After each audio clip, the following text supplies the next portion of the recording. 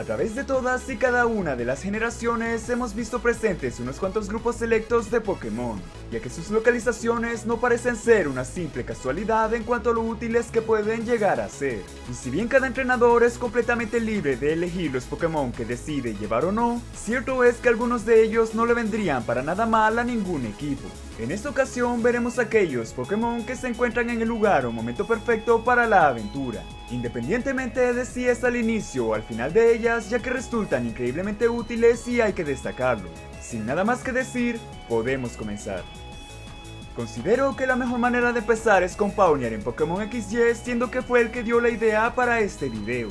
Como recordarán, Kalos es una región no tan destacable por su dificultad en los gimnasios finales y les explicaré por qué.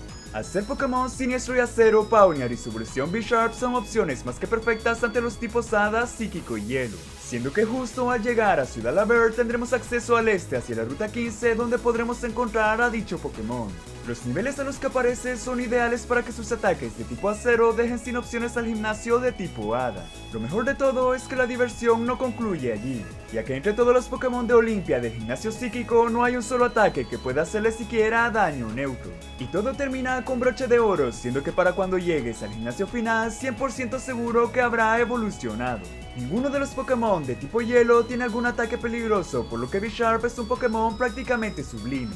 Ataques de tipo bicho, tierra, veneno, una excelente habilidad como Defiant o competitivo y una combinación de tipos única. No sería mala idea darle una oportunidad a un Pokémon que sin duda merece reconocimiento.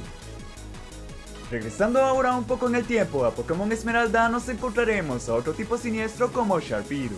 Es bien sabido que una batalla que complicó a muchas personas fue la del gimnasio de tipo psíquico por no estar muy bien preparados. Resulta que Sharpedo es un Pokémon que puede destruir por completo el gimnasio y que se puede capturar en Ciudad Mosley. Y a mucha coincidencia ha de parecer que la única manera para conseguirlo es con la Super Caña que también se encuentra en dicho lugar.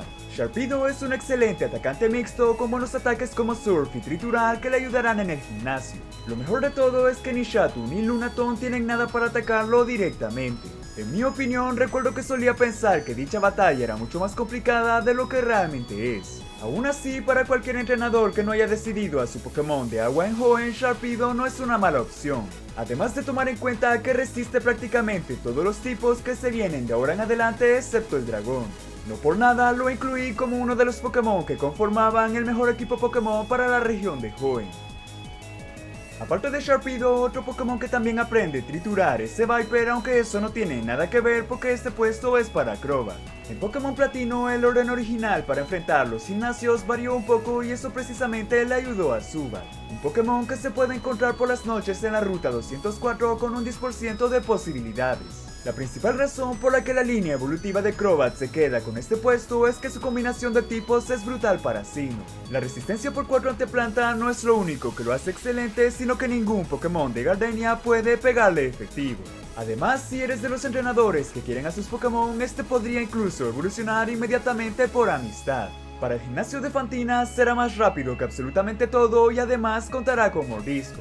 Y es que si bien esto no garantiza que se barrerá a su equipo, igual siempre viene bien. Pero la verdadera oportunidad para destacar con Crobat es en el gimnasio de tipo lucha por su habilidad. Crobat no puede retroceder, será más veloz que cualquiera de los Pokémon de Meiling y Lucario solo puede pegarle con Garra Metal. Incluso si Crobat eventualmente no será tan fundamental para los gimnasios, no se puede negar su buen desempeño. Indiscutiblemente uno de los mejores Pokémon que se han visto en el early game. A diferencia de los Pokémon que vimos anteriormente, Farfetch nos ayudará para una sola batalla en la aventura. En Pokémon Heart Gold y Soul Silver, este pequeño Pokémon volador se puede conseguir en la ruta 38, y son sus ataques lo que nos daría a pensar que fue diseñado para contrarrestar el gimnasio de Ciudad Xiangwu.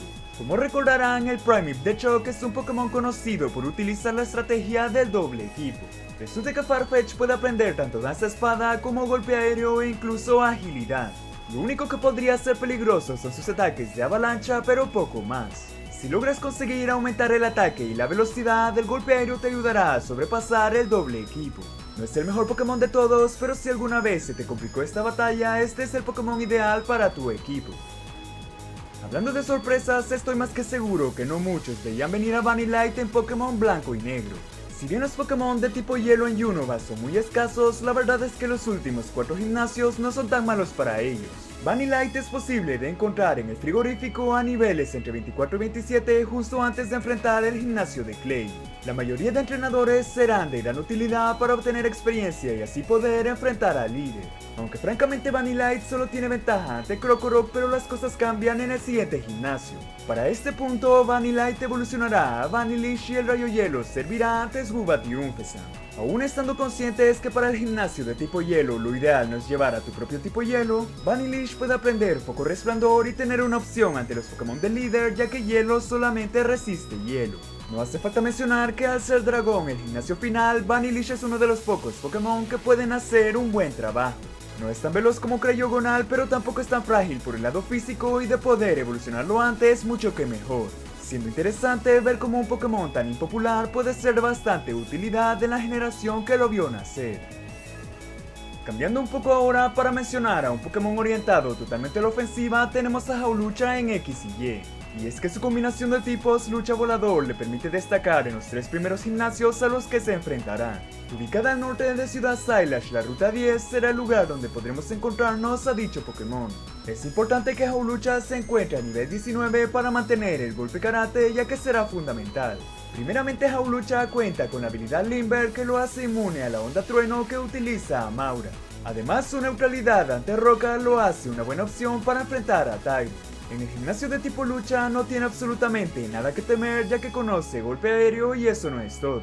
A lo mucho, los Pokémon de Corina tienen solamente ataques neutros y no representan ninguna amenaza. Finalmente, al enfrentar el gimnasio de tipo planta es prácticamente una victoria segura. Hawlucha es más rápido que todos sus Pokémon y ya sea el doble equipo o la plancha voladora harán el trabajo más fácil. Este es de esos casos en los que un Pokémon puede tener un desempeño brutal en los primeros gimnasios aunque no se mantenga. Pero aún así no se puede negar que Hawlucha es uno de los mejores Pokémon para llevar en los equipos de Kalos. Mencionando ahora otro Pokémon que puede resultar de mucha ayuda en Johto, nos encontraremos con Jynx. Aunque esto es mayormente si tienes la paciencia para trabajar con tu Pokémon, ya que necesita ayuda para sus mejores ataques. No será sorpresa para nadie que Jynx se puede obtener en la cueva helada una vez hemos vencido el séptimo gimnasio. En Pokémon Crystal podremos encontrar a Jynx, la cual conocerá Puño Hielo y que afortunadamente era especial en esta generación. Jynx será uno de los pocos Pokémon que tienen staff con hielo y son más veloces que el equipo completo de Claire. Los Dragonair no darán ningún problema y lo más probable es que pueda resistir el hiperrayo de Kingdra. No obstante, Jynx tiene más potencial de lo que imaginarían y les explicaré por qué. A pesar de ser un video de Pokémon que específicamente se encuentran en la aventura, Jynx también se puede obtener de otra manera. Con una posibilidad de 1 en 7, Smoochum puede nacer del huevo que nos entregan en la guardería. Y subir de nivel sería la única manera para que Jynx conozca a Psíquico antes del postgame. He ahí la razón por la que dije que para conseguir su máximo desempeño es con bastante paciencia. Jynx es una Pokémon perfecta para combatir al alto mando por tener efectividad ante lucha y veneno. Sin mencionar que para el campeón es una opción bastante decente para deshacerte de los 3 Dragonite sin correr ningún riesgo. Ya casi para terminar, volveremos a Unova para mencionar a Throh antes del gimnasio de tipo normal. Exclusivo de Pokémon Blanco, a las afueras de Ciudad Nacream podremos encontrar a Throh a niveles decentes. Sé que a muchos la batalla de gimnasio ante Linoras se les pudo haber complicado precisamente por la hipnosis. A pesar de ello, Throh cuenta con una masiva cantidad de HP y buena defensa para este punto de la aventura. Y es que eso le servirá para compensar su poca velocidad, ya que puedo casi asegurar que su ataque le permitirá debilitar a ambos Pokémon de un solo golpe a pesar de la intimidación. Aún así, aquí viene lo interesante. Si bien esta es la manera de enfrentar a Linoras sin arriesgarse, existe una alternativa que lo hace más interesante. Debido a que Throh cuenta con la habilidad de agallas, cuando sufre un problema de estado, su ataque físico aumenta a un 50%. A lo que voy es que si decidieras paralizarlo con un Blitzel de la ruta 3 y curar la vida pero no el problema de estado, pasaría algo curioso, siendo que prácticamente neutralizaría la intimidación e igualmente serías más lento y tiro vital tiene prioridad negativa. Sin mencionar que al estar paralizado, la hipnosis de Washog no tendría ningún efecto sobre Throh. El único riesgo que se corre es sufrir la parálisis más de 3 veces seguidas, que perfectamente puede pasar. Todo quedará a tu decisión, pero la opción de llevar a este Pokémon al gimnasio es por lo menos para considerar. Y por último, quiero hacer una breve mención a Steelix en Pokémon Platino, obtenible en la Isla Hierro. Primeramente, no solo te ahorras la necesidad de evolucionarlo por intercambio, sino que también se encuentra a nivel aceptable para la aventura. Para este punto, conocer a Pulimento y no será para nada mala idea enseñar a Terremoto con la MT-26. En el gimnasio de Ciudad Canalave, Steelix puede barrer al equipo de Byron con estos dos movimientos. Dos Pokémon débiles por 4 a tierra y su propio Steelix lo harán una batalla interesante. Para el siguiente enfrentamiento en el gimnasio tipo hielo, lastimosamente se dependerá de Cola de Hierro y de Avalancha. A pesar de ello, fallar o no tampoco es que afecte tanto, ya que no hay mucho que sus Pokémon, a excepción de Abomas, no puedan hacer. Si decides equiparle la lupa, 99% de las veces acertarás siempre y cuando no haya granizo. Y finalmente, el gimnasio de tipo eléctrico será una broma, ya que aun siendo super efectivos, Puño Fuego y Colmillo Ígneo no tienen stab. Mientras que Raichu puede ser potencialmente peligroso, pero primero debe de acertar la onda certera, aunque eso es imposible. Un Pokémon que muy pocos esperaban ver en este video, pero que puede aportar muchísimo a un equipo de Sim. En muchas ocasiones hemos visto unos cuantos Pokémon con bastante potencial, pero que por una u otra razón no logran destacar. Y es que como todo en la vida, la fortuna juega un papel importante y eso puede determinar si un Pokémon resalta o no. Muchos de ellos no son realmente malos Pokémon, sino que simplemente tuvieron mala suerte. Ya sea porque los enfrentamientos que les vienen por delante ante gimnasios no tienen la más mínima oportunidad, o porque dichos Pokémon aparecen cuando ya pasó el momento en donde pudieron destacar. En esta ocasión veremos Pokémon que se encuentran en el momento o lugar más inoportuno para la aventura. Sin nada más que decir, podemos comenzar. Me parece que la mejor manera de empezar es con Claydol y su complicado camino en Pokémon Esmeralda. Como recordarán, la cinemática de Rayquaza para calmar a Groudon y Kyogre es un evento fundamental para la historia en Hoenn. Y es bien sabido que una vez concluye la ira de los legendarios, se desbloquea el acceso completo a Pilar Celeste. Claydol es obtenible en los primeros pisos con un 25% de posibilidades y a un nivel decente para la aventura. Sé que muchos se preguntarán por qué si Claydol no es un mal Pokémon es el que da inicio al video, y la respuesta es simple. La combinación de tipos de Claydol Tierra Psíquico no le hace para nada un favor ante lo que está por venir. Claydol contará con un camino muy difícil ante un gimnasio de tipo agua que está muy bien preparado para detenerlo. Y en caso de lograr avanzar, las cosas no es que no vayan a complicarse más. En el alto mando, el primer enfrentamiento es ante Pokémon de tipo siniestro, 2 de ellos tipo planta y uno tipo agua secundario. La siguiente batalla es ante Phoebe y sus Pokémon de tipo fantasma, que por lo general atacan mayormente por el lado físico. Si eso no pareciera suficiente, Glacia del alto mando es conocida por utilizar Pokémon de hielo, por lo que esos son 4 debilidades al hilo. Sé que parecerá que estoy exagerando, pero el alto mando dragón, a pesar de no tener manera de atacarlo super efectivo, no se queda atrás. Y finalmente, en Pokémon Esmeralda, el campeón cuenta con nada más y nada menos que un equipo de Pokémon de tipo agua. La razón por la que elegí a Claydol es porque de 6 enfrentamientos importantes lleva las de perder ante 5 de ellos. Y estoy seguro de que muchos habrán notado que su pre-evolución Baltoy es obtenible un poco más temprano en la aventura. Si se preguntan si Baltoy sería un Pokémon más que perfecto en los primeros gimnasios, la verdad es que sí. Al ser un Pokémon Tierra Psíquico, tiene ventaja ante Roca, ante Lucha, ante Eléctrico y ante Fuego. El problema es que para acceder al desierto de la Ruta 111 es necesario contar con las gafas aislantes, y aquí viene lo peor, siendo que nuestro rival nos entregará dicho objeto justo antes de vencer al cuarto gimnasio, para el momento en el que Baltoy ya no nos va a ser útil. Uno de los casos que más me dolió descubrir para un Pokémon que tiene un concepto muy interesante y una buena combinación de tipos. Continuando ahora, es momento de mencionar a los Pokémon fósiles Kabuto y Omanite en Pokémon Rojo Fuego. A diferencia de Claydol, estos pequeños Pokémon no es que tengan un mal camino por delante, sino que todo lo contrario. Al ser Pokémon Roca Agua, son uno de los pocos en contar con doble resistencia a fuego y resistencia normal. Y es que no solo parecerían ser Pokémon perfectos para enfrentar a Blaine, sino que igualmente a Giovanni también.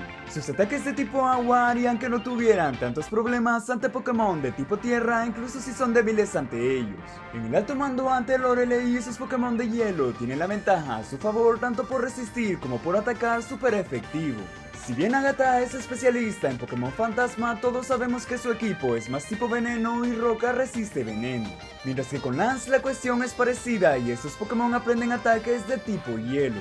Sé que muchos se preguntarán entonces la razón por la que Omanyte y Kabuto aparecen aquí y les explicaré por qué. Al revivir a cualquiera de los fósiles o el ámbar viejo en Isla Canela, estos se encontrarán a nivel 5 en los remakes y no a nivel 30. Y esa es una de las decisiones que nunca entenderé por limitar precisamente a 3 Pokémon con mucho potencial. No es lo mismo reanimar Pokémon a nivel 20 en el segundo gimnasio como en XY que a nivel 5 antes del séptimo gimnasio. La cantidad de tiempo que dichos Pokémon necesitarán para alcanzar al equipo hace que uno se lo piense 2 veces. Ya sea corregir los niveles de reanimación o adelantar el evento en la aventura hubieran funcionado, siendo 2 Pokémon que casi se encuentran en el momento correcto para la aventura. Estoy seguro de que varios veían venir a Houndour y Houndoom en Pokémon Crystal por una simple razón, y es que en el caso anterior con Omanyte y Kabuto, aunque no sea lo ideal, puedes hacer un esfuerzo para que funcione. Con Houndour no es así porque este Pokémon solo es obtenible por las noches en la ruta 7 con 20% de posibilidades. Para quienes no lo sepan, a pesar de ser Pokémon de Yoto, Houndour, Slugma y Murkrow solo se pueden encontrar en Kanto. Y para tener una excelente combinación de tipos como Fuego Siniestro, este Pokémon podría haber sido ideal para la aventura. De encontrarse más temprano, tendría una respuesta más que perfecta ante Scyther y el gimnasio de tipo bicho.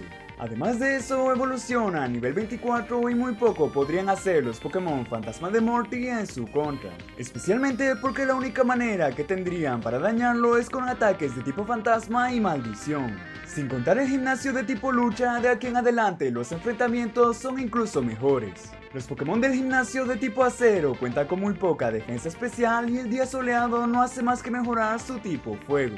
Mientras que en el gimnasio de tipo hielo, si bien Seel y Dewgong son de tipo agua, no tienen ningún ataque de dicho tipo. Y por último, ante el alto mando de tipo psíquico, lo único con lo que sus Pokémon pueden atacar es con hielo normal.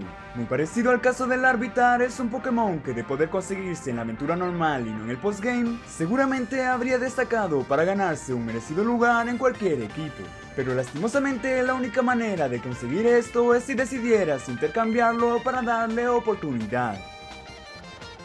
Bastante similar al caso de Claydol en Pokémon Esmeralda, tenemos a Cranidos en Pokémon Diamante y ahora veremos por qué. Con la introducción del kit explorador es posible acceder al subsuelo para obtener unos cuantos objetos exclusivos. Cranidos es un Pokémon que podremos reanimar en caso de encontrar el fósil cráneo y llevarlo a Ciudad Oreburgh. Si bien este pequeño Pokémon cuenta con una masiva estadística de ataque, parece que el destino le hizo una mala pasada.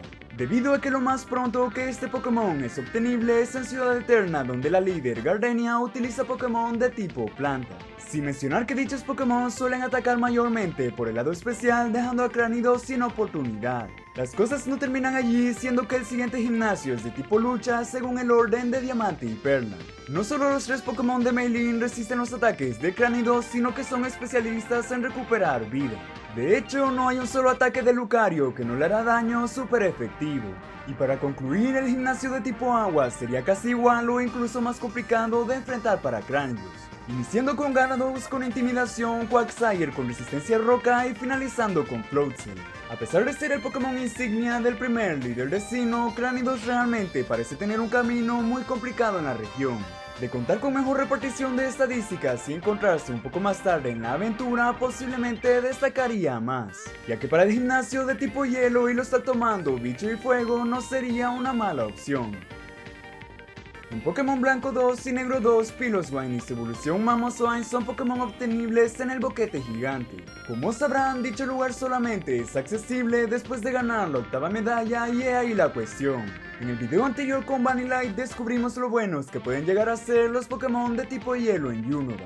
De poder encontrarse en una etapa más temprana en la aventura, Piloswine sería una opción perfecta para los gimnasios. Ante los Pokémon de tipo eléctrico tendría respuestas tanto para Emolga con hielo como Fluffy y Zebstrika con tierra.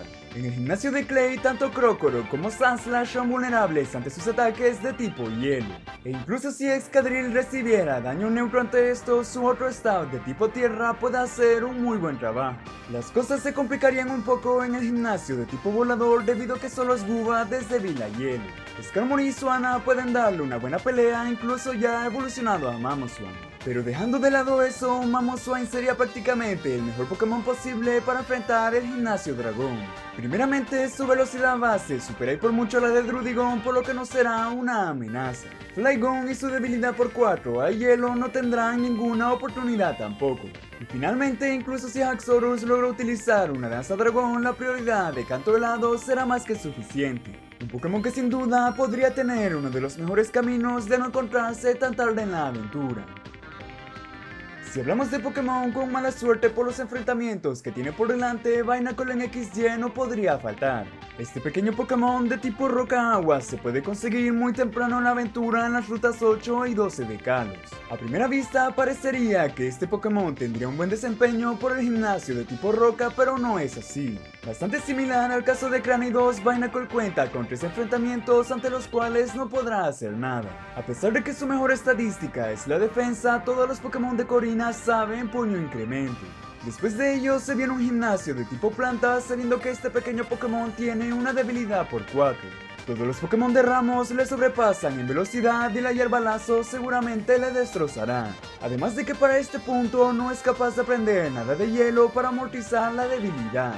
Y para colmo, este Pokémon terminará enfrentándose a un gimnasio de tipo eléctrico en Ciudad Lumiose, siendo que absolutamente todos los Pokémon de Clemont atacan por el lado especial. Incluso si Binacle resistiera los ataques, no hay mucho con lo que pudiera responder ante ellos. El principal problema con Binacle es su combinación de tipos y que para esta parte de la aventura aún no habrá evolucionado. Lo único para lo que podría ser útil es ante el gimnasio de tipo hielo y la alto mando de tipo fuego. De entre todos los Pokémon existentes, siempre he pensado que Binacle es uno de los que menos suerte les ha dado el destino. Y por último mencionaremos unos cuantos casos de Pokémon que son breves pero bastante similares a los anteriores. En Pokémon Platino, Scyther se puede conseguir en la ruta 210 y 215 justo después de vencer el quinto gimnasio. No es para menos que las próximas 3 batallas son ante acero, hielo y eléctrico. Los Pokémon de Byron resisten muy bien por el lado físico y los tipos hielo y eléctrico tienen ventaja de tipos. En Pokémon Rubí, Mawile aparece en la Cueva Granito antes de enfrentar el gimnasio de Brawley. A pesar de tener intimidación, de poco servirá ante los Pokémon de tipo lucha que la tendrán bastante fácil. Si eso no fuera suficiente, los Pokémon del gimnasio de tipo eléctrico tienen todos resistencia ante acero, además de atacar por el lado especial ante el cual Mawile tiene menos posibilidades de sobrevivir. Para rematar, el gimnasio de Flannery es de tipo fuego y al estar lleno de ataques especiales, Mawile no puede hacer nada. Volcarona pudo haberse quedado con un puesto en este video por conseguirse demasiado tarde en la aventura. Dodrio es otro Pokémon en Rubí y Zafiro complicado de utilizar por aparecer en la zona Safari, especialmente porque tendrá que enfrentar el gimnasio psíquico que de cierta manera también es roca. El alto mando de Fantasma y Hielo también pueden darle una buena batalla por inmunidad y debilidad. Y finalmente, Skarmory en Pokémon XY también tuvo mala suerte por aparecer antes de la liga. Pudo haber aparecido un poco antes ante 3 gimnasios en los que podía destacar como Hada, Psíquico y Hielo. Por el contrario, terminará enfrentándose contra este alto mando que resistirá sus principales métodos para atacar. Son 2 de los elementos más importantes que se toman en cuenta al momento de formar un equipo Pokémon, siendo que durante las batallas la sinergia juega un papel fundamental, pero eso no impide que un Pokémon pueda tener su valor individual. Por lo general, muchos suelen siempre pensar en aquellos Pokémon que son buenos en la aventura pero no destacan en competitivo. La diferencia radica en que los enfrentamientos por ranking competitivo son situaciones muy específicas para las que se preparan, mientras que el desempeño en la aventura es más generalizado al combatir ante todo tipo de Pokémon, y siempre es de considerar qué tan rápido los Pokémon pueden adaptarse a las partidas y cómo se consigue su mejor versión. En esta ocasión veremos Pokémon que son muy buenos para competitivo pero no tan buenos para la aventura. En mi opinión, la mejor manera de empezar es mencionando a Smeargle por su mayor característica como Pokémon. Al ser capaz de aprender cualquier movimiento, las posibilidades son casi infinitas. Las ocasiones en las que más ha destacado a Smeargle fueron al ser el único Pokémon que podía tener brecha negra legalmente por la restricción de Darkrai.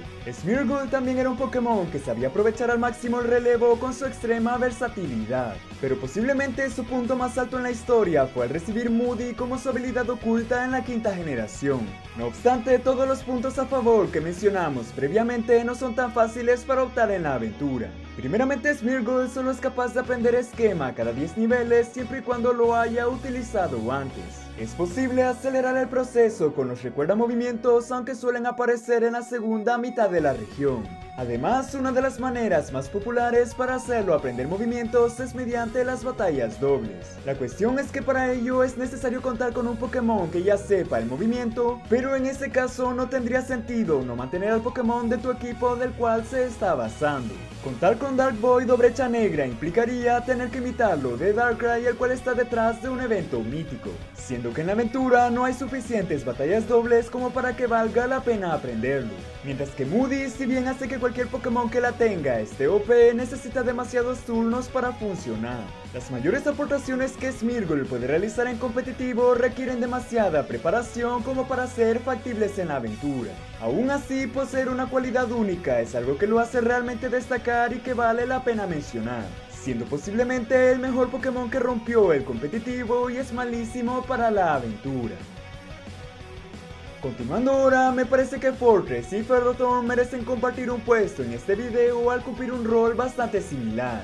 El mayor potencial que Fortress solía ofrecer en las antiguas generaciones se basaba en el estilo hiperdefensivo, siendo un Pokémon más que perfecto para colocar las púas en el campo o removerlas, ya que sabía utilizar el giro rápido.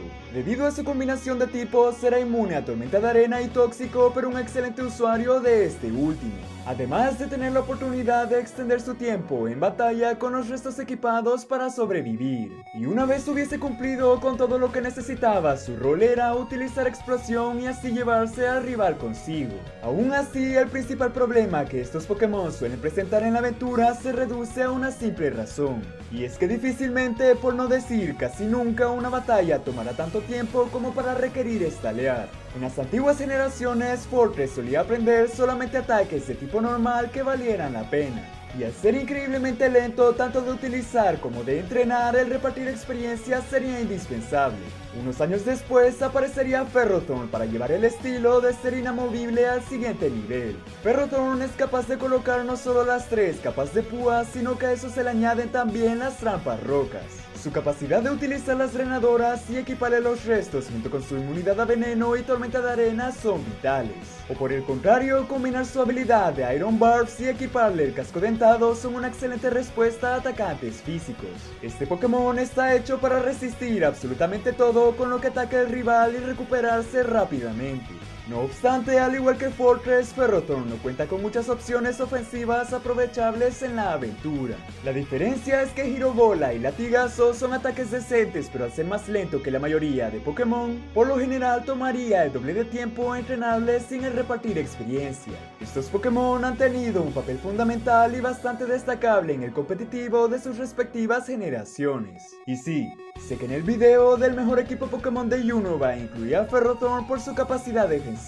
Si bien no están muy cerca de ser óptimos para la aventura, siguen siendo buenas opciones si te adaptas a su ritmo. No por nada, enfrentarlos en competitivo era una pesadilla si no estabas preparado para ellos. Con la introducción de las habilidades ocultas, Ditto finalmente tuvo una oportunidad para destacar en competitivo. No es sorpresa para nadie que debido a Impostor, este Pokémon logró corregir algunas de sus principales dificultades en batalla. Y es que tener la oportunidad de transformarse en el rival limitando sus ataques y estadísticas sin gastar un turno fue determinante. En la actualidad, la razón principal para llevar a Ditto es bastante simple. Ditto es uno de los mejores Pokémon para contrarrestar sweepers que se basan en maximizar ataque y velocidad. Recordaremos que Impostor permite copiar todos los cambios de estadísticas y es ahí donde se produce un punto de inflexión. Al equiparle el pañuelo elegido, Ditto será capaz de sobrepasar al Pokémon del que acaba de transformarse y subsecuentemente al equipo también. En el mejor de los escenarios, permitiría eliminar estrategias que dependan de fortalecer a un solo Pokémon. No por nada, una de sus mejores aportaciones en Ubers es precisamente transformarse en Pokémon como Xerneas que recién utilizaron Geomancy. A pesar de ello, está más que claro que su mayor potencial sería muy complicado de alcanzarse en una partida normal.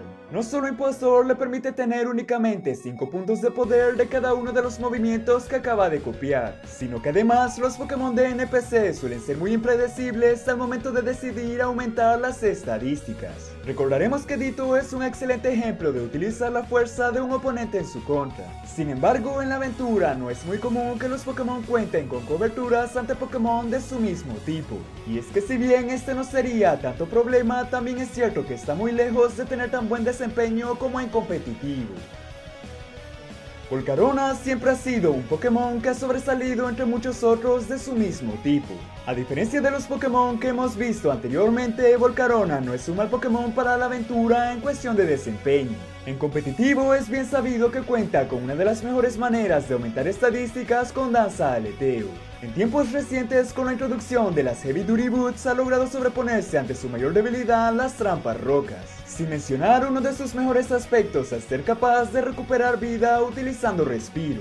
Volcarona es un excelente atacante especial con sorpresivamente 6 resistencias y gran capacidad de adaptación. Al igual que muchos Pokémon de quinta generación, el problema con Volcarona es su altísimo nivel evolutivo. Sin mencionar que incluso consiguiéndolo en su etapa evolutiva final, sus mejores movimientos igualmente los aprende relativamente tarde. Algunos de ellos son Danza Aleteo al nivel 59, Zumbido a nivel 70 o incluso Danza Llama aprendiéndolo a nivel 100. El momento para destacar en la aventura para Volcarona será prácticamente al final de la misma. No obstante, en competitivo la historia es otra y sin lugar a dudas las herramientas que se tardan en llegar terminan siendo lo que lo hacen destacar. Un Pokémon que requiere de mucho tiempo para alcanzar su mayor potencial, pero que una vez lo logre no habrá quien lo detenga.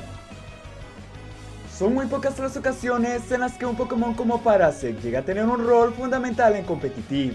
Y es que muchos ya sabrán que en la cuarta generación el papel de este Pokémon era simple pero no sencillo. Parasect era una de las pocas opciones que podía funcionar para detener a Kyogre en Ubers. Nibiru eso lo viste en el video de Falso Eye Gaming. Sí. Al contar con la habilidad Piel Seca e inmunidad total ante los ataques de tipo agua, no se vería afectado por el salpicar de Kyogre. De hecho, el Pokémon legendario igualmente aprovechaba su habilidad de traer lluvia para obtener truenos con 100% de precisión. Su resistencia ante eléctrico limitaba las posibilidades de Kyogre y permitían un pequeño margen de error en dicha estrategia. Lo único que podría poner en peligro a Parasect eran los ataques de tipo hielo, pero no si Kyogre llevaba equipado el pañuelo elegido. De ser ese el caso, Kyogre se vería obligado a retirarse y es ahí donde Parasect y Espora tenían camino libre. Como dije anteriormente, estas situaciones aparecen una vez cada 10 años. En la aventura sigue siendo un pésimo Pokémon por su combinación de tipos. Sus estadísticas no le hacen ningún favor y existen mejores usuarios de Espora para llevar en el equipo. Aún así, no muchos Pokémon pueden decir que llegaron a detener a uno de los legendarios más complicados de enfrentar en competitivo. De ahí en adelante, Parasect se encuentra sin una tier verdadera hasta día de hoy. Debido a que ya mencionamos a demasiados Pokémon de Kanto, Yoto y Unova, me parece el mejor momento para incluir a Hitmontop. Este pequeño Pokémon en las antiguas generaciones contaba con la peculiaridad de poder atacar Pokémon de tipo fantasma con tipo lucha. De hecho, uno de sus principales objetivos era eliminar a Spiritomb de manera efectiva utilizando profecía previamente. No muy diferente al caso de Fortress, Hitmontop también solía ser un Pokémon que utilizaba giro rápido para anular los Hazards. Además de ser una muy buena opción defensiva al contar con intimidación, buenas defensas y equiparle los restos. Sin querer sonar como disco rayado, no hace falta decir que Pokémon basados en el desgaste no son tan recomendables para la aventura. Principalmente Hitmontop debido a que para optar a sus mejores movimientos es mediante la crianza o los tutores. Algunos ejemplos siendo patada salto alta y Sucker Punch o golpe bajo. Y por lo general para sacarle provecho a su segunda habilidad lo mejor es enseñarle puño bala y ultra puño. Pero nuevamente son ataques para los cuales será necesario criar. Si bien eso no significa que Hitmontop no pueda ser bueno en la aventura, lo ideal es llevar a su contraparte Hitmonlee. Aunque nunca está de más considerar a dicho Pokémon para las batallas dobles como un support bastante decente. Antes de terminar, es bastante fácil saber que Pokémon como Torkoal o Pelipper aparecerían aquí y la razón es simple. Pelipper es un Pokémon que al recibir la habilidad Llovizna en la séptima generación subió unos cuantos escalones como era de suponer. Al traer consigo la lluvia al campo y tener acceso a ida y vuelta, se convirtió en el líder de equipos que dependían de este clima. Además de contar con opciones como despejar y respiro, tanto para combatir las trampas como aumentar su longevidad. No hace falta decir que antes de contar con la habilidad no era tan utilizado ni en la aventura ni el competitivo. Principalmente porque Gyarados era el mejor Pokémon en todo aspecto que compartía su combinación de tipos. Por su parte Torkoal hizo lo propio, no en la séptima que recibió sequía, pero sí en la octava generación. Su capacidad de colocar las trampas rocas y a su vez removerlas del rival con giro rápido es cuanto menos interesante. Sin mencionar que es un Pokémon con acceso a Shell Smash o Rompecoraza para compensar sus estadísticas. Lo más a lo que ha llegado este Pokémon ha sido underuse en tiempos recientes, pero es un buen ejemplo como Pelipper. En la aventura, su poca velocidad y bajo poder ofensivo hace que los demás Pokémon de tipo fuego terminen opacándolo. Y sí, pensaba elegir Pokémon con Nevada, pero a excepción de Ninetales no son buenos, y también aquellos con Sandstream o Chorro Arena, pero estos sí son buenos tanto en aventura como competitivo. Fueron considerados como los Pokémon más sobresalientes en cuanto a estadísticas por sobre todos los demás. De hecho, algunos de ellos cuentan con muchísimo más poder en sus stats de lo que nos podríamos imaginar. No obstante, con el paso del tiempo, algunos de ellos se vieron superados por aquellos Pokémon que llegarían para arrasar completamente. Y es que no será sorpresa para nadie que Pokémon es una franquicia que se encuentra en un cambio constante. Por lo tanto, algunos Pokémon con estadísticas masivas en las antiguas generaciones podrían haberse quedado un poco obsoletos. En esta ocasión veremos Pokémon no legendarios que solían tener las mejores estadísticas pero que fueron destronados, abarcando generación por generación a los primeros puestos de cada estadística y cómo han ido evolucionando. No contaremos Pokémon legendarios o míticos y vamos a contar aparte a los ultraentes y la mega evolución. Sin nada más que decir, podemos comenzar. Imagino que muchos de ustedes estarán interesados en saber cuáles Pokémon en la primera generación destacaron por su masiva estadística de ataque. Resulta que tanto Raidon como Kingler, como Machamp, como Flareon comparten el segundo lugar. Todos estos Pokémon teniendo una estadística de ataque físico de 130. Aún así, el Pokémon con el mejor ataque en la primera generación era Dragonite y sus impresionantes 134 puntos, siendo posiblemente la diferencia más reñida entre estos 5 Pokémon. En la segunda generación, el reinado de los Pokémon pseudo legendarios continuaría, ya que Tyranitar compartiría el primer puesto con Dragonite. Tanto Ursaring como Scizor se le unirían a los Pokémon que se encontraban en el segundo puesto. Curiosamente, hasta el momento en el que estoy haciendo este video, nunca me había dado cuenta de que Ursaring contaba con 130 puntos de ataque físico. Si existe un Pokémon que estaba destinado a sobrepasar a 4 pseudo legendarios, ese sería Slaking. Teniendo nada más y nada menos que 160 puntos, este Pokémon de tipo normal se mantenía bastante solitario en el primer lugar.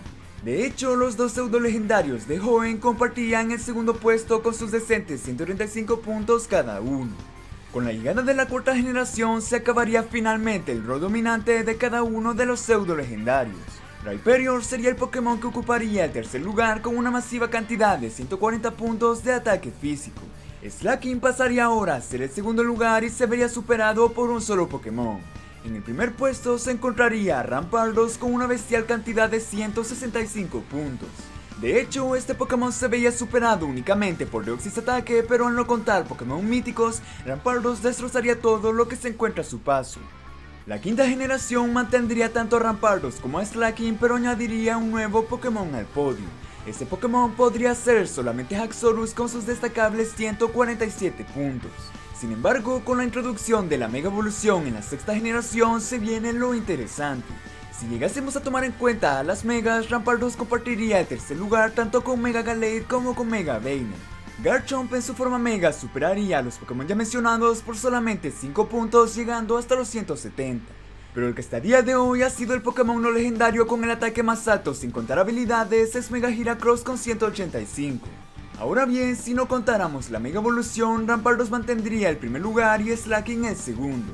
Pero superando a Haxorus por solamente 3 puntos estaría Aegislash en su forma Filo, llegando hasta los impresionantes 150 puntos. No será sorpresa para nadie que los ultraentes, al tener una distribución errática de estadísticas, lograrían resaltar. Kartana sobrepasaría a Garchomp en su forma Mega, llegando nada más y nada menos que 181 puntos base.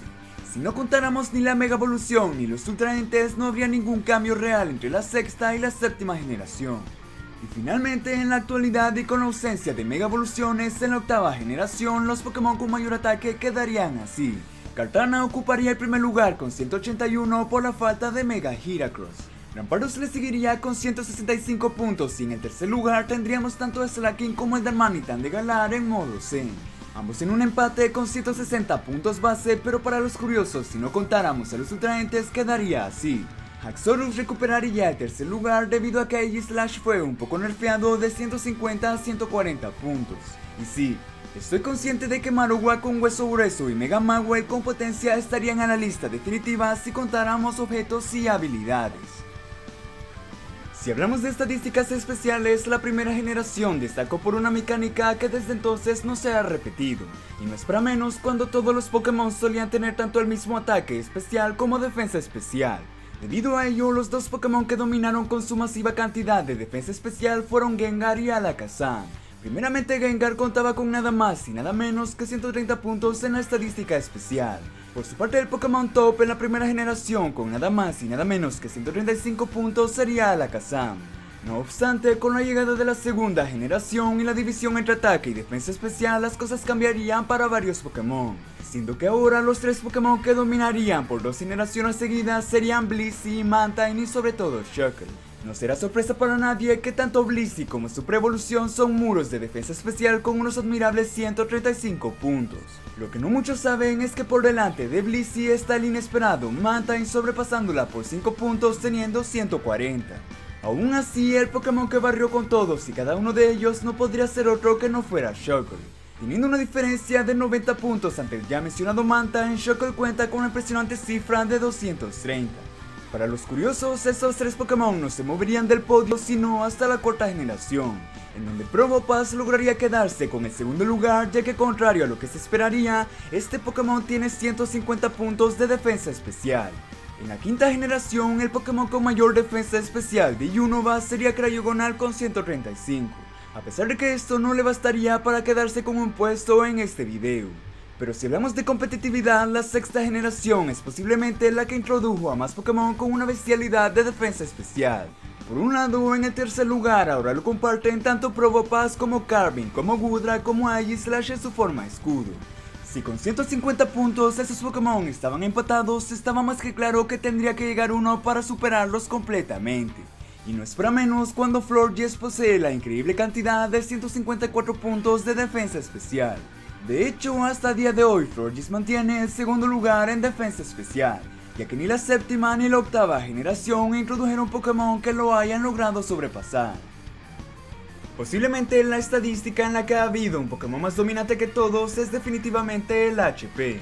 En primera generación y para sorpresa de muchos, el tercer lugar se lo lleva con 140 puntos el pequeño Wigglytuff.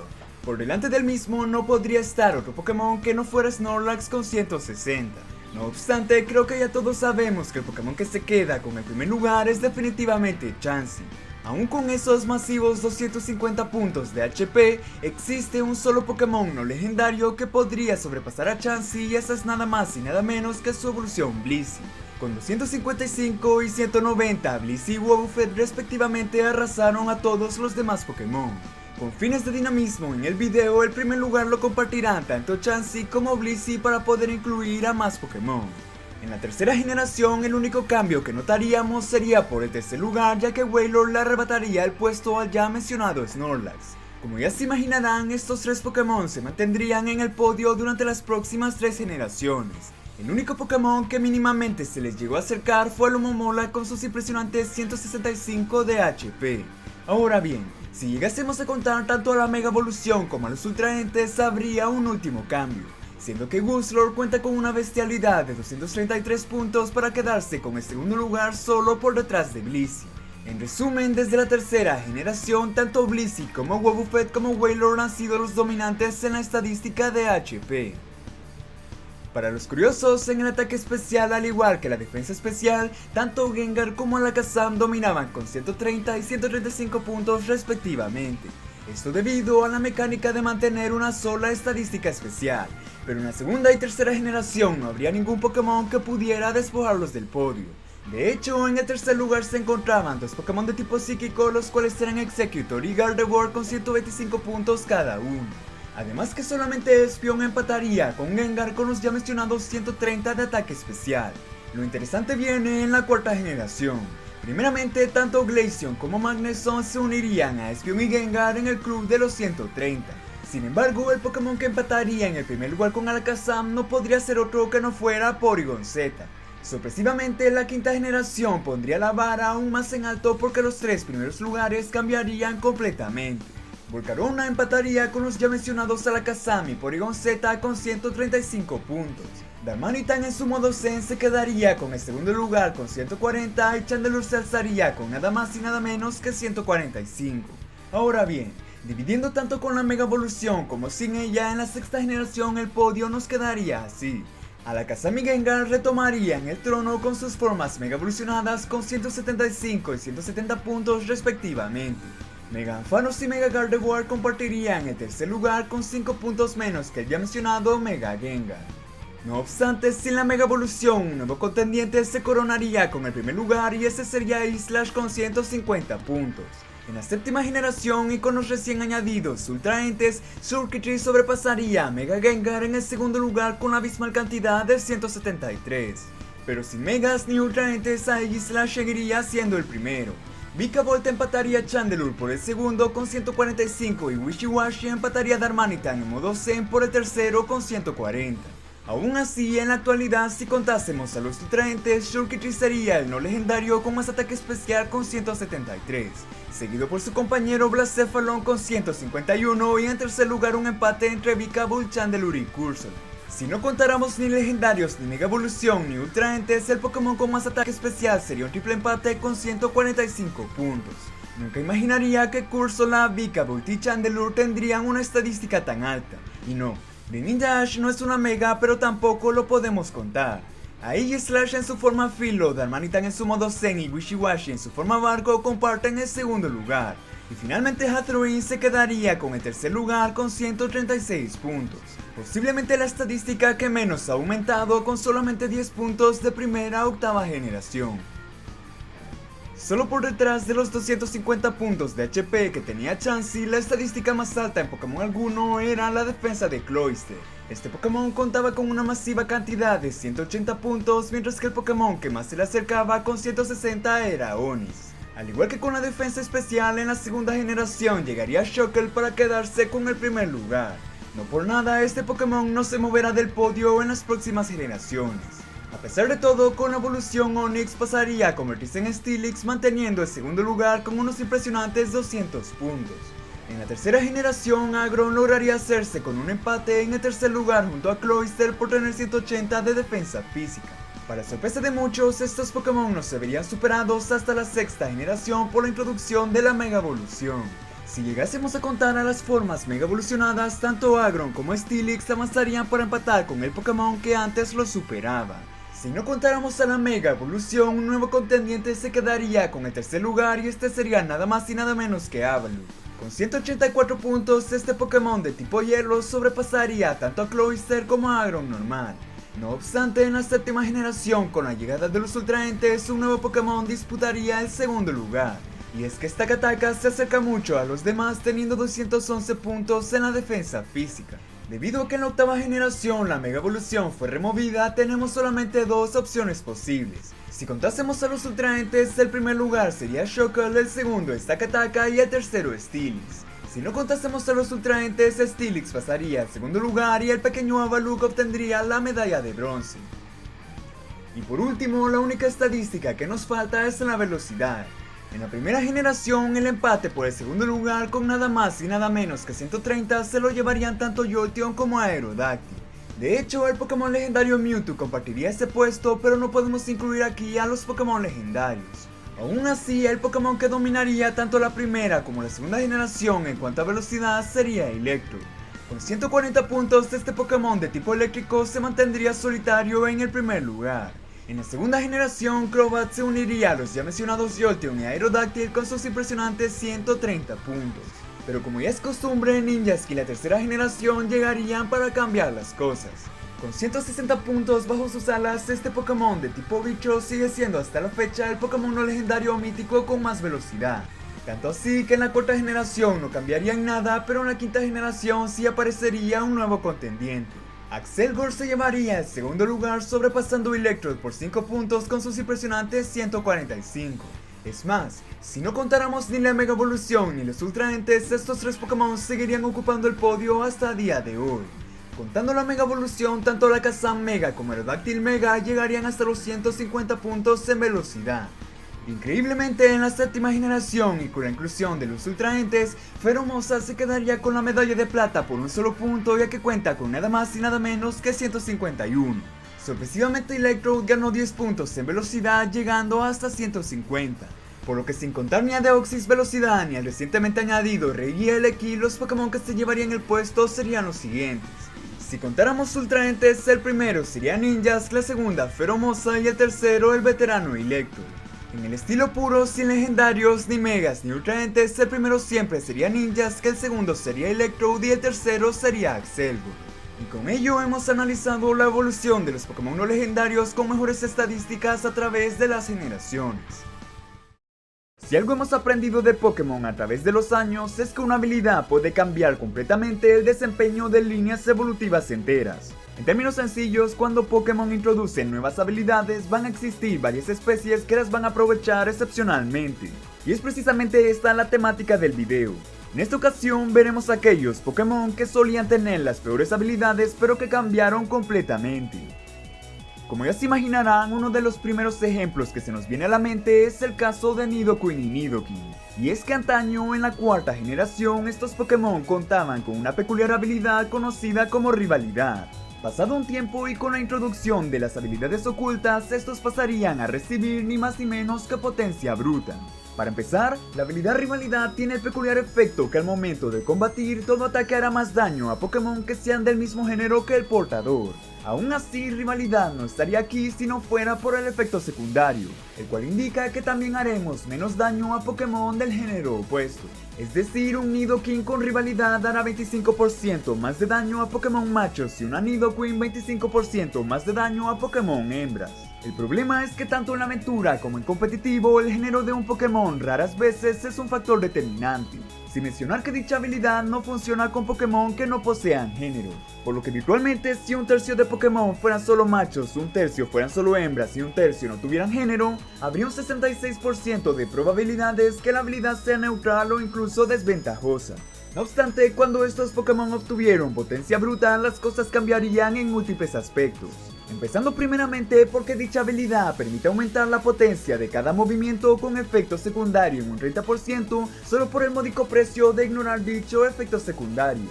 El mejor ejemplo para mí sería Rayo Hielo, el cual sacrificaría el 10% de probabilidades de congelar para hacer más daño directo. Si la potencia base de Rayo Hielo es de 90, con potencia bruta esta ascendería hasta 117, prácticamente alcanzando lo mismo que Ventisca.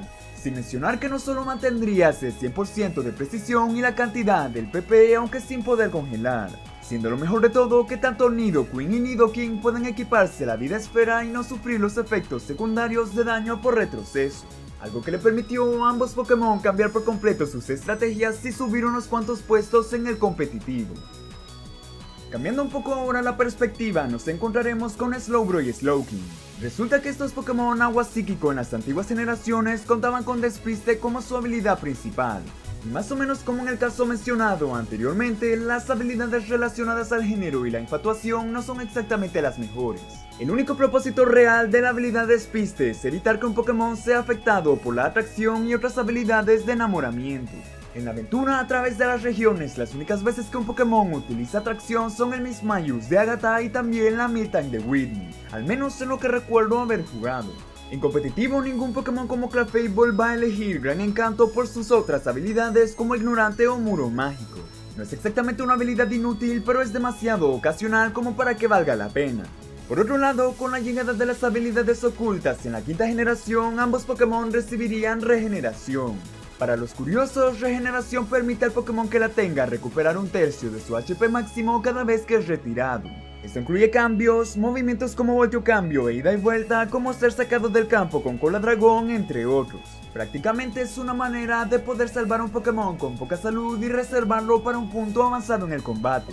Y no es necesario mencionar que Pokémon como Tangrowth o incluso Toxapex saben aprovechar increíblemente dicha habilidad. Si bien tanto Slowbro como Slowking no son precisamente los Pokémon top del desgaste y el Stall, sí es una notable mejora. Pasar de habilidades que raras veces funcionarán a aquellas que prolongan mucho la vida del Pokémon es cuanto menos algo que vale la pena destacar. Avanzando ahora hacia la segunda generación, me parece que Xatu es la opción perfecta para mencionar en este video. Y es que si bien Early Bird o Madrugar no es exactamente una mala habilidad, sí que deja mucho margen para mejorar. El principal objetivo que tiene Madrugar es prácticamente dividir a la mitad del número de turnos que un Pokémon pasará dormido. Si son 4 turnos dormirá 2 y si son 3 turnos lo redondeará a la baja para hacer 1. Pero el posiblemente mejor uso para dicha habilidad es que ahora descanso tomará solamente el turno después de haberlo utilizado. No la mejor, no la peor, simplemente es un poquito meh. Aún así, no por nada decidí que incluyéramos a Xatu porque como ya adivinaron recibió una habilidad oculta increíblemente buena. Espejo Mágico es definitivamente una de las top 10 mejores habilidades que podría tener un Pokémon, permitiendo rebotar problemas de estado, mofas, tramparrocas, púas, intentos de reducción de estadísticas, etc. No será sorpresa para nadie que esto le permitió a Xatu convertirse en un muy buen Pokémon como lead para un equipo desde ese entonces. En la aventura es una habilidad decentemente buena, pero para competitivo puede hacer una gran diferencia. Con las predicciones correctas, cualquier Pokémon con espejo mágico podría destruir batallas enteras. Creo que para este punto todos sabíamos que era inevitable el incluir a un Pokémon que obtuvo una habilidad climática, siendo Politoed posiblemente uno de los mejores ejemplos de cómo cambiar una habilidad no tan ventajosa en una mucho más interesante. Antaño, Politoed solía contar con humedad como una de sus dos posibles habilidades, y para los conocedores, Dampo Humedad prevenía que los Pokémon oponentes pudieran utilizar movimientos como explosión y autodestrucción. Incluso si en las antiguas generaciones este movimiento solía ser muy popular, tampoco es que un Pokémon con esta habilidad fuera un muro ante los Pokémon Kamikaze. Pero con el paso del tiempo, los diseñadores caerían en cuenta que la habilidad llovizna sería más que perfecta para este pequeñín, permitiéndole traer consigo el clima de lluvia cada vez que entrara en el campo. Desde ese mismo momento el uso que tenía este Pokémon se disparó, ya que era el líder perfecto para aquellos equipos que abusaran del clima lluvioso. A pesar de que en la sexta generación las habilidades de clima recibirían un nerfeo, Politoed mantendría su estado como un Pokémon fundamental para equipos que quieran conservar el control en el terreno de combate, convirtiéndose así en uno de los mejores cambios posibles para un Pokémon que antes se le hacía complicado de sacar. Y por último, en este video medianamente corto decidí incluir a Cradily por un cambio no tan radical pero que sigue siendo interesante cuanto menos, siendo que en su generación de salida Cradily junto con Octillery contaban con la habilidad conocida como Ventosas. A diferencia de todas las demás habilidades anteriores, esta sí contaba con un uso no tan habitual pero que sí se veía de vez en cuando.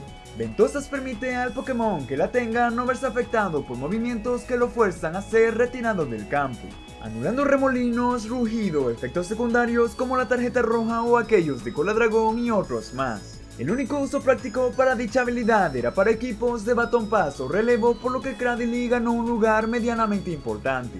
Aún así, Cradily recibiría colector de habilidad tal como adivinaron en la quinta generación. Tal como su nombre en inglés indica, Colector permite drenar absolutamente el agua de cualquier ataque en el campo. Si Cradily recibe un golpe de agua, su ataque especial aumentará en una etapa y no solo eso. En combates dobles, cualquier ataque de agua en el campo será redirigido hacia él, por lo que podría salvar a su compañero e incluso recibir el busteo. Contar con una inmunidad hacia el tipo agua y poder emparejarlo con un Pokémon que se beneficie de ello es por lo menos algo para destacar en Cradily. Y es que si bien Cradily no es exactamente un Pokémon ofensivo, con las estrategias correctas puede sacarle el mayor provecho posible. De entre todas las incógnitas que rodean a cada Pokémon existente, esta siempre ha sido una de las más interesantes que podemos encontrar. No por nada, algunas especies de Pokémon se ven ampliamente favorecidas o afectadas por las mecánicas exclusivas de cada uno. Y es que a través de los años hemos observado infinidad de ejemplos de Pokémon cuyo desempeño puede variar increíblemente. En esta ocasión veremos Pokémon que no son tan destacables en el anime a comparación de sus contrapartes en los videojuegos, ya sea por ventajas que no son posibles de aprovechar en el anime y también aspectos que difieren con respecto al juego, además de habilidades o cualidades que estos pueden llegar a poseer en uno pero no en el otro. Sin nada más que decir, podemos comenzar. En mi opinión, Gastrodon es el mejor Pokémon para iniciar, puesto que fue el que dio la idea para este video. Y es de sorprender, siendo que en el anime Gastrodon ha tenido apariciones en las instancias más decisivas de la Liga Pokémon. Primeramente, este Pokémon apareció en la batalla de los cuartos de final entre Ash y Paul en la conferencia del Valle Lily.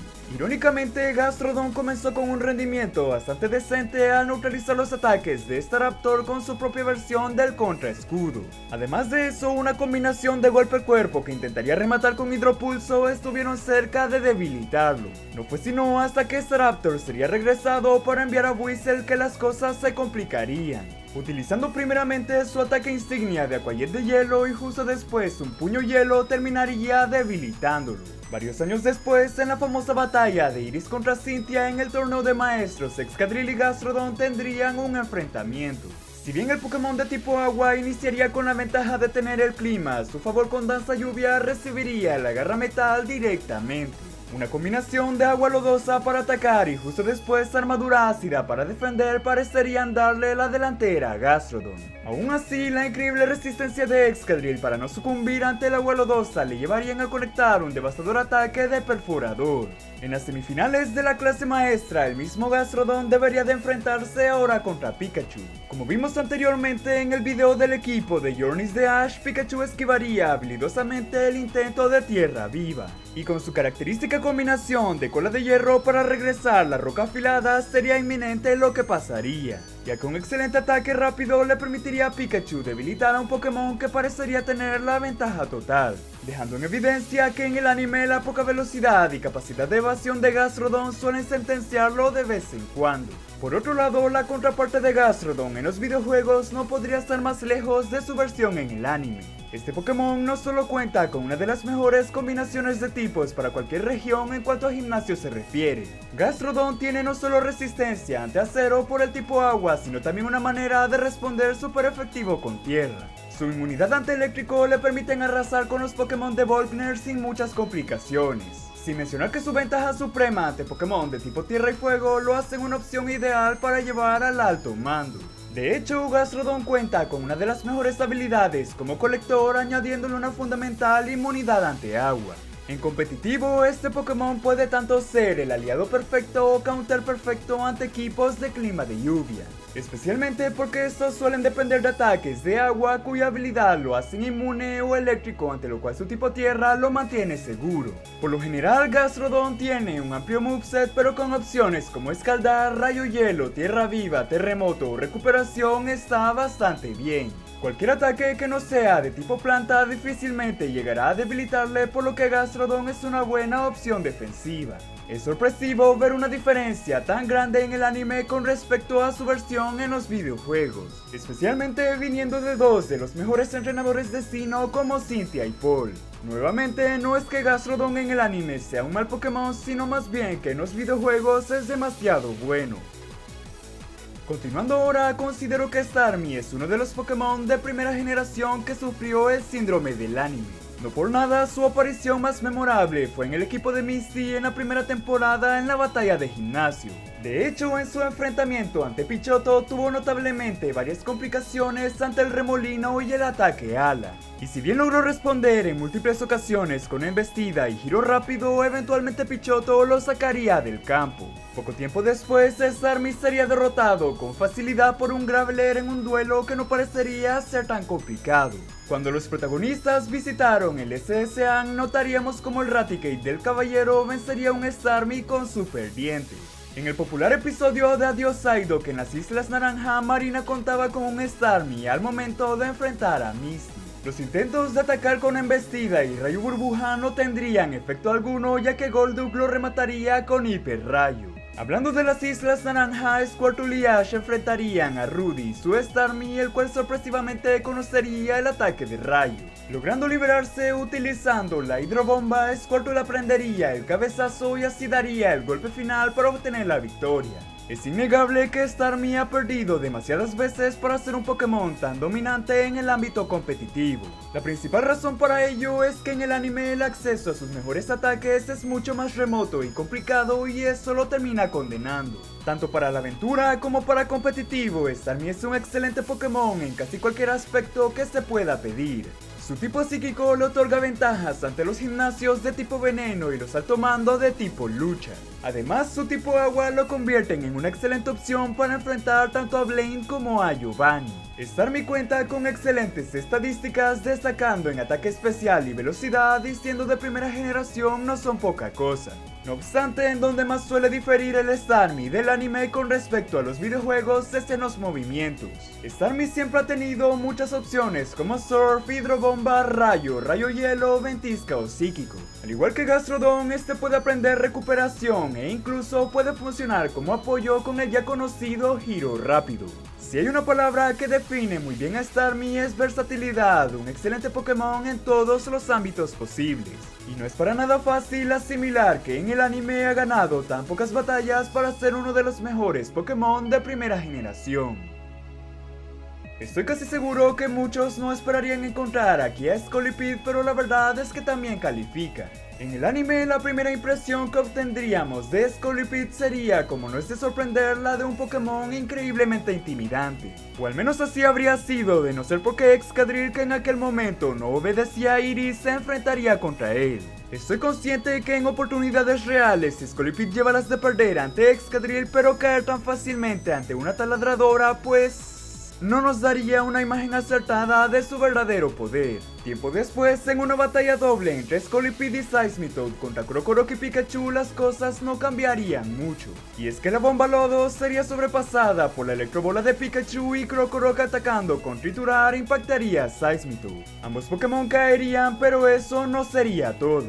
Un Scolipede diferente sería derrotado por Tranquill y su potente ataque aéreo en las eliminatorias del club de batalla. Asimismo, el Scolipede que utilizó el Team Rocket no podría hacer nada ante el Heracross de Go.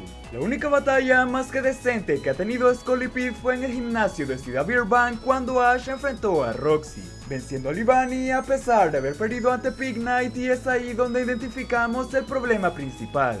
Siendo que de todas las ocasiones que mencionamos, una sola vez una entrenadora capaz consiguió todo su potencial. El Scolipede que enfrentó Iris era salvaje, el de la batalla doble su entrenador era un niño, al igual que el del club de batalla. En Unova, Scolipede es uno de los mejores Pokémon para enfrentar al alto mando, o por lo menos es bastante bueno. No por nada tiene su cuádruple resistencia ante lucha, su ventaja ante siniestro o su arma de doble filo contra psíquico. Scolipede es hasta la fecha uno de los Pokémon bicho con mejores estadísticas en ataque y velocidad. Y no es para menos, ya que con su habilidad oculta, impulso y protección, este puede llegar a destruir equipos completos. Scolipede también puede aprender Cola Veneno, Terremoto, Mega Cuerno, Tijera X, Avalancha y sobre todo Danza Espada. Para ser un Pokémon de Unova evoluciona considerablemente rápido a nivel 30. Eligiendo sets ofensivos con ataques poderosos o algunos más estratégicos, cualquiera puede funcionar para este Pokémon. Nuevamente, no es que Scolipede sea un Pokémon débil en el anime, pero para destacar se necesita un entrenador que lo sepa utilizar. De entre todos los Pokémon de segunda generación, Scizor fue sin duda uno de los que no esperábamos ver en un video como este. En la película número 4, Pokémon Forever, Celebi la voz del bosque, Scizor y Sneasel le pertenecían a un cazador conocido como Iron Mask. Buscando capturar a Celebi, Sneasel debería de enfrentar a Charmeleon y Scizor por su parte combatiría con Bayleef. Scizor empezaría tomando la delantera utilizando primero el doble equipo para así conectar el ataque rápido. Al concentrarse Bayleef, esta identificaría al verdadero Scizor para vencerlo combinando la hoja afilada y rematando con látigo cepa. Siendo una sorpresa, puesto que un Pokémon capturado con una Pokébola negra debería de ser mucho más poderoso que uno normal. En la conferencia Evergrande en la región de Hoenn, el Scizor de Katie debería de combatir contra Swallow. Si bien Scizor haría un excelente esfuerzo atacando con poder oculto y posteriormente con garra metal, Swallow lo debilitaría con golpe aéreo. Poco tiempo después, en la 9ª temporada, un Scizor diferente se enfrentaría tanto a Sceptile como a Squirtle. A pesar de haber conectado un hiperrayo directamente, Sceptile podría utilizar el entorno a su favor aprendiendo a volar. Con una potentísima hoja aguda dejaría inconsciente a Scizor para llevarlo a un lugar a salvo. Por su parte, Squirtle aprovecharía el terreno de hielo para acelerar el giro rápido y así debilitarlo también. En Sinnoh, enfrentando al Team Rocket en un gimnasio falso, la Scizor de Mini caería ante la puya nociva de Croagunk a pesar de ser tipo acero. Para ser justos, Scizor previamente lo había debilitado, pero al no haber reglas oficiales, estos podrían ignorarlo. La mítica escena en la que el Golisopod de Guzma activaría su habilidad de retirada, dejando a Scizor sin posibilidad de evitar la llamarada. De hecho, la única batalla en la que Scizor ha tenido un desempeño muy decente fue cuando Ash y Gary se enfrentaron, venciendo a Snorlax con garra metal y a Muk con rapidez para terminar cayendo ante Charizard. En los videojuegos no hay nada que esté más lejos de la realidad con respecto a Scizor. No solo la combinación de bicho acero es una de las mejores, ya que le otorga 8 resistencias y una inmunidad. En Johto, de poder evolucionarlo, es excelente para los gimnasios de tipo normal, fantasma, acero, hielo y dragón. No solo resiste psíquicos, sino que puede atacar super efectivo y es inmune al tipo veneno, por lo que no será un problema para él. En las antiguas generaciones resistía al tipo siniestro y podía responder super efectivo. Además de eso, Scizor es capaz de aprender danza espada, convirtiéndolo en uno de los mejores atacantes físicos. También cuenta con excelentes ataques como Tijera X, Cabeza de Hierro, Tajo Umbrío, Ida y Vuelta y Demolición. No por nada este Pokémon es tan complicado de obtener, puesto que de otra manera lograría romper la aventura. Excelente combinación de tipos, excelentes ataques, excelente desempeño en la aventura, poco más se le puede pedir. La única explicación que se me ocurre para que suela perder tanto en el anime es porque el guión lo necesitaba así. Ya sea para una partida normal o para competitivo, este Pokémon seguramente tendrá un desempeño bastante óptimo. Antes de terminar, mencionaremos algunos ejemplos más breves, ya que me extendí demasiado con los anteriores y quiero más Pokémon para la miniatura. Roserade apareció en la batalla de Nandu y Ash combatiendo contra Staraptor, cayendo ante el Brave Beard. En la batalla de gimnasio de Ciudad Eterna, la Roserade de Gardenia fue debilitada por Aipom y su poderoso puño certero. Y finalmente, en tiempos recientes, cuando Ash enfrentó a Cynthia, cayó ante Dracovish, siendo que no debilitó a ningún Pokémon de Ash. Una gran ironía, siendo que en los videojuegos su magistral ataque especial la hacen una excelente opción. Al evolucionar increíblemente rápido y aparecer al inicio de una aventura en Sinnoh, hace que me sorprenda su mal desempeño en el anime. Crobat fue el último Pokémon del video por una simple razón. Al formar parte de varios de los equipos villanos del anime, estaba más que claro que la mayoría de sus batallas las iba a perder. El Crobat de Xerosic no sería rival para enfrentar al Greninja de Ash y se debilitaría con el Shuriken de agua. Incluso el Team Rocket intentó utilizar a Crobat junto con Skarmory solo para ser derrotados por Raboot y Pikachu. Si quieren saber todas las razones por las que Crobat es un Pokémon más que perfecto en los videojuegos, pues hice un video al respecto. Un Pokémon con una velocidad brutal y magnífico moveset, es raro verlo sufrir tanto con su pobre desempeño en el anime. Existen Pokémon que a través de la historia han tenido muchísimo más poder en el anime que en los videojuegos, ya sea por habilidades, modificaciones o porque simplemente ignoran las limitaciones de sus contrapartes del juego. Básicamente en el anime hemos visto Pokémon que han dominado por completo su verdadero poder o que tienen invulnerabilidad total. Como recordarán, también hay una diferencia abismal entre los Pokémon regulares con respecto a los Pokémon legendarios. Es por eso mismo que no quise incluirlos en el mismo video. En esta ocasión veremos a los Pokémon no legendarios más poderosos según el anime, mayormente sus habilidades e historias para conocer sus capacidades destructivas. Sin nada más que decir, podemos comenzar. Haunter es definitivamente uno de los Pokémon más poderosos que apareció en la primera temporada, siendo lo más extraño que Gastly, Haunter y Gengar parecen no estar completamente conscientes de su verdadero potencial, ya que en el episodio 23 de la serie original los protagonistas se encontraban buscando un Pokémon fantasma en la Torre Pokémon, debido a que el lugar era conocido por ser habitado por una extraña clase de Pokémon. Las dos demostraciones más claras del poder de un Pokémon fantasma suceden cuando nos damos cuenta que pueden controlar cualquier objeto inanimado a voluntad, Si bien eso lo puede hacer cualquier Pokémon con poderes telequinéticos, lo realmente importante sucede después de que Ash y Pikachu son aplastados por un candelabro. De hecho, Haunter es capaz de separar las almas de Pikachu y Ash de sus respectivos cuerpos. Solo analizando esta situación podemos sacar conclusiones. Un Pokémon fantasma podría quitar el alma de cualquier Pokémon y destruir su cuerpo mientras está vulnerable, ya que se sabe que sin un cuerpo para poder regresar, el alma de un Pokémon se mantendría vagando hasta encontrar uno nuevo.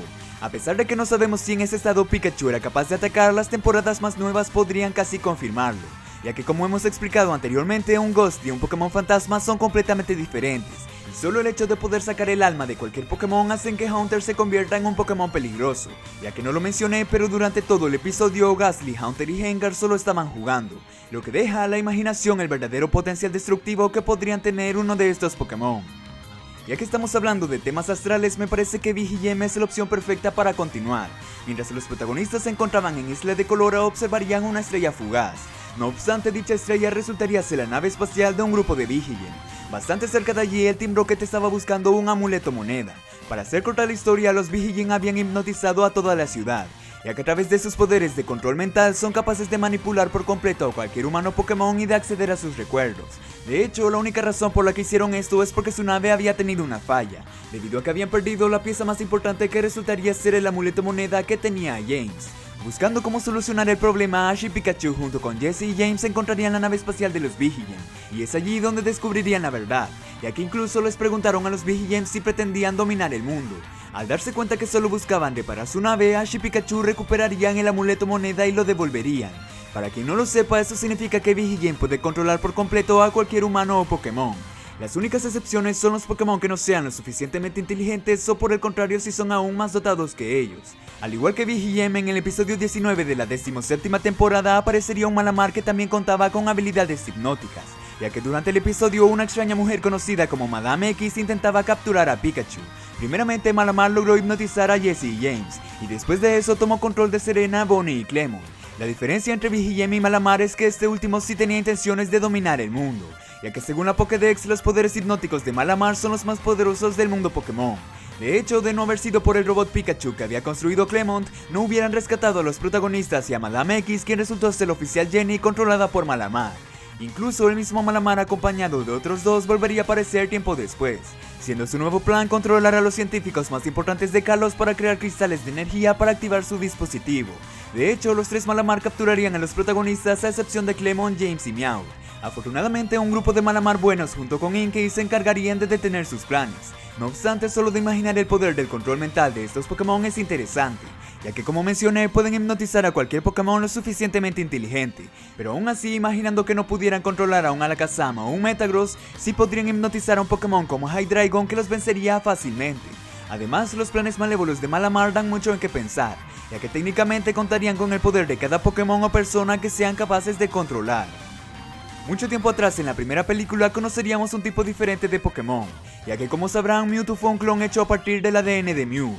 No obstante, Mewtwo no fue el único Pokémon que vimos que fue clonado. De hecho, Mewtwo organizaría una competencia en la que invitaría a los entrenadores que consideraba más poderosos. Lo que ellos no sabían es que Mewtwo sería capaz de capturar a sus Pokémon para crear clones de ellos. Según el propio Mewtwo, este utilizó el ADN de todos los Pokémon para crear copias muchísimo más poderosas, lo cual se puede observar en el enfrentamiento entre los iniciales de Kanto, en donde los clones no tendrían ningún problema para vencer a los Pokémon originales, mientras que todos los demás Pokémon tendrían una batalla al mismo tiempo que Mewtwo y Mew estaban enfrentándose. El resultado es que todos los Pokémon y sus clones terminarían exhaustos por las batallas. A pesar de todo, no mencionaré lo que sucede después ya que no es necesario, pero los acontecimientos de la primera película nos ayudan a confirmar que cualquier Pokémon clonado será ligeramente más fuerte que el Pokémon original.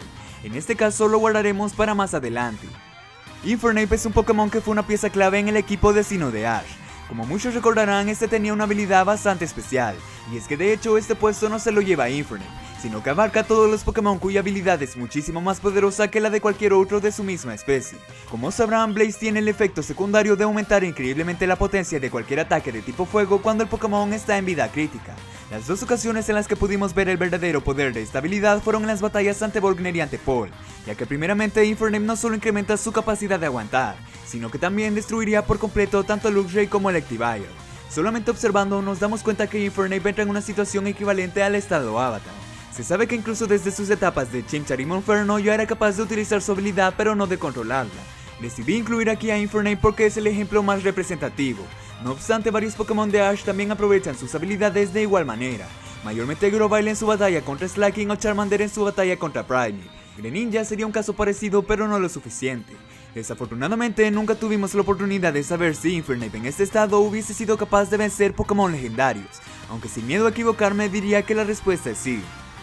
Seguramente no será sorpresa para nadie que Ditto se quede con un puesto en este video, ya que en los videojuegos antes de la quinta generación este Pokémon era una opción no tan buena que digamos.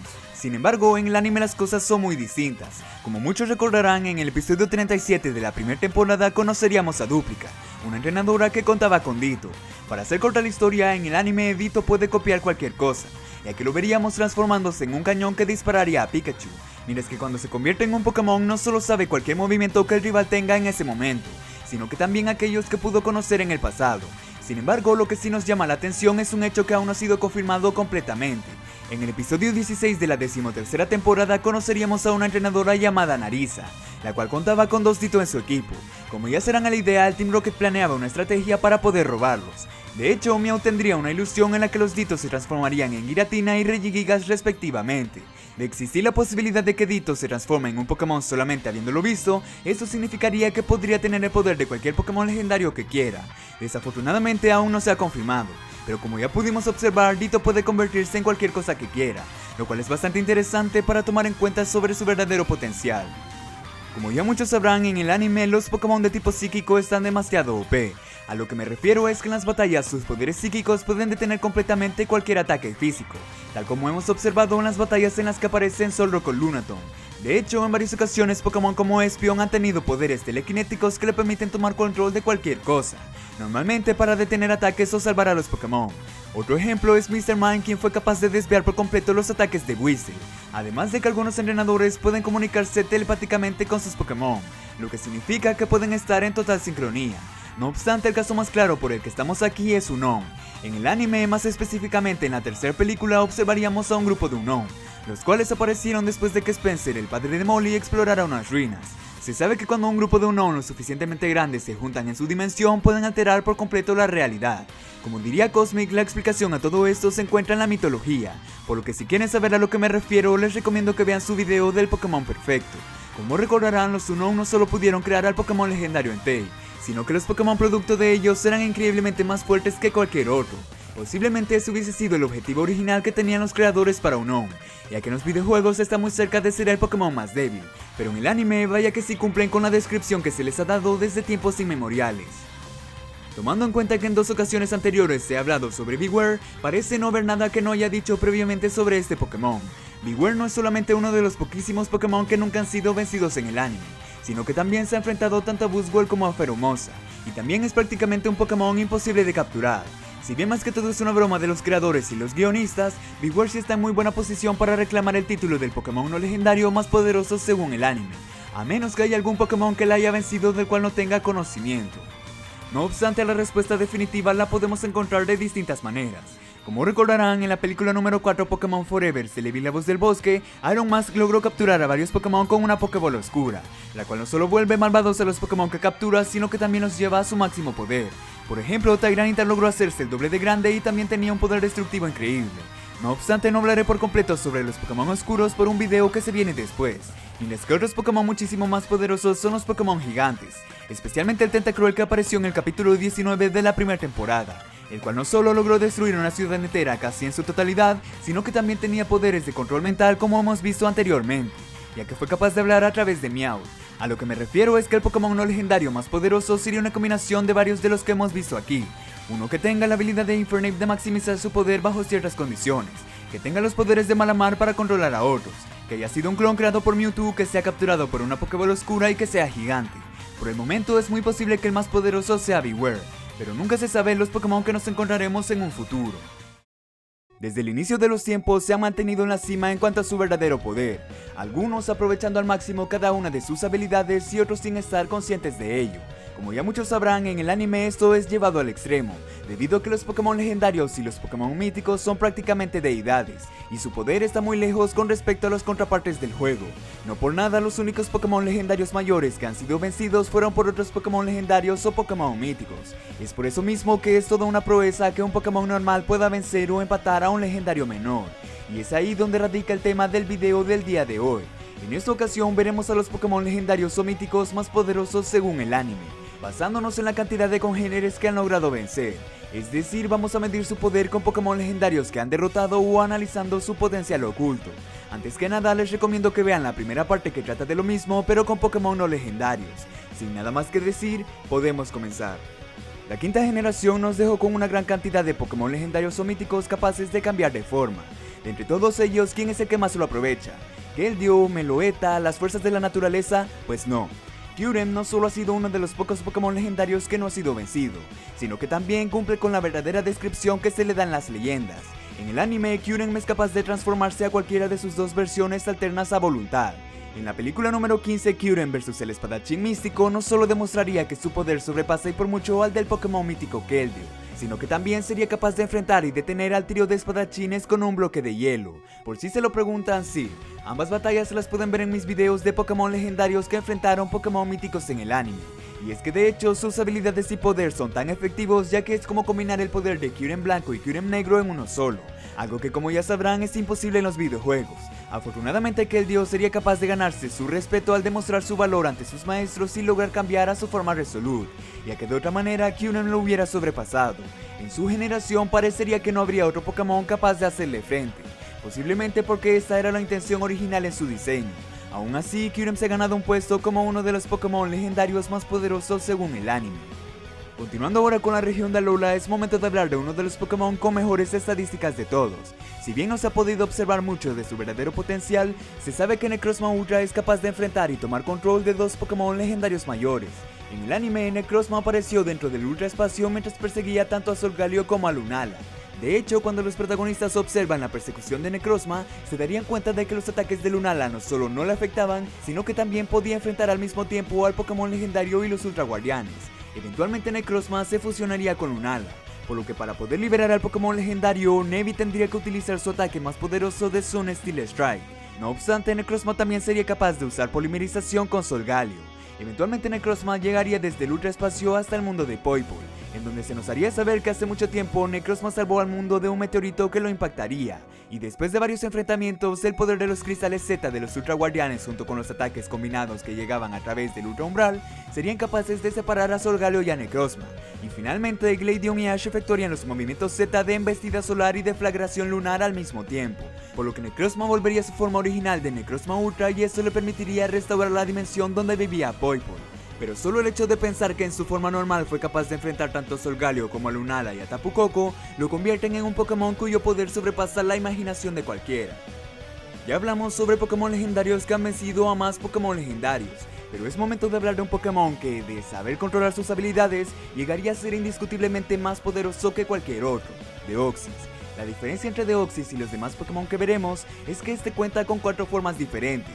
En el anime hemos visto cómo le da una paliza a Rayquaza y asimismo cómo se la regresa. Pero lo interesante de este Pokémon mítico, al igual que Kyurem, es que puede cambiar entre estas 4 a voluntad. ¿Se imaginan un Deoxys que combine las mejores estadísticas de cada una de sus formas? 180 en ataque y ataque especial, 160 en defensa y defensa especial, 50 en HP y 180 en velocidad. De ser ese el caso y bajo las condiciones correctas, sus stats ascenderían hasta 910. Como bien mencioné, Deoxys puede cambiar inmediatamente a cualquiera de sus formas. Si hay Slash Uber, Deoxys sobrepasaría claramente la barrera del Anything Goes. No obstante, el puesto de Deoxys lo comparte otro Pokémon, el cual es actualmente el que tiene más poder en bruto, es decir, Mega Rayquaza. En el anime lo hemos visto no solo vencer tanto a Primal Groudon como a Primal Kyogre, sino también encargarse de Giratina y del mismísimo Deoxys. En sí no hay mucho que decir. Al igual que su contraparte de los videojuegos, Rayquaza Mega no tendría ningún problema para enfrentar a cualquiera de los Pokémon que hemos visto aquí y llevar todas las de ganar. Aunque eso solo significa que los Pokémon que veremos después tienen algo que Rayquaza no, lo que hace todo esto aún más interesante. ¿Recuerdan cómo Ditto se quedó con un puesto teórico en el video de los no legendarios? Asumiendo que sea capaz de convertirse en un Pokémon legendario o mítico, sería indiscutiblemente tan poderoso como uno real. Lo más increíble de todo es que Mew sí es capaz de poder hacer esto. En la película número 8, Lucario y el misterio de Mew, observaríamos cómo Mew, con el objetivo de camuflarse y no revelar su verdadera identidad, se transformó en Ho-Oh, y no solo eso, sino que sus capacidades de comunicarse con el árbol de la vida también eran peculiares. ¿Recuerdan cómo mencioné que Rayquaza Mega es el Pokémon con más poder en bruto? Pues básicamente sí.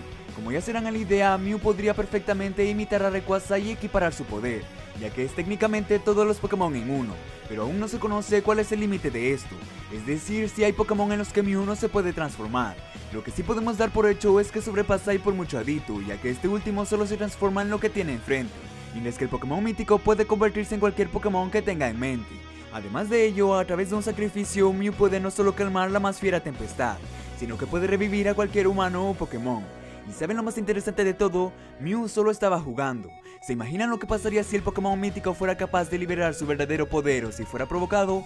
Indudablemente sería más poderoso que los demás legendarios y míticos, aunque por el momento no hemos sido capaces de comprobarlo. Existe una categoría de Pokémon que ha logrado canalizar su poder al máximo. Si bien es debatible la veracidad de esto, parece ser que las películas Pokémon lo han confirmado. El Celebi Oscuro es la prueba más clara de ello. Como bien mencionamos en su día, un Pokémon oscuro es aquel que ha sido capturado por una Pokéball oscura, siendo que no solo su personalidad se torna diferente, sino que también adquiere habilidades que ningún otro Pokémon igual a él podrían obtener.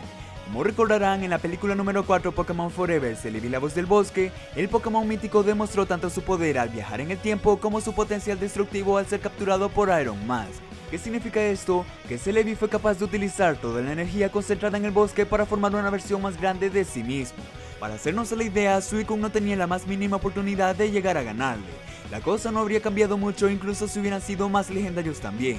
De hecho, lo único que fue capaz de detener al Celebi oscuro fue la propia fuerza de voluntad del Celebi original, ya que solo la determinación de un Pokémon sería capaz de destruir la Pokébola oscura. No obstante, al hacer esto, Celebi casi muere en el intento. Si bien nunca se pusieron a prueba los límites de su verdadero poder, el Celebi oscuro sería tan poderoso como si se combinaran las fuerzas de Mega Rayquaza con las habilidades de viajar en el tiempo de Dialga. Por si se lo preguntan, sí, cualquier Pokémon legendario oscuro que fuese capturado sería incluso más poderoso que su forma normal.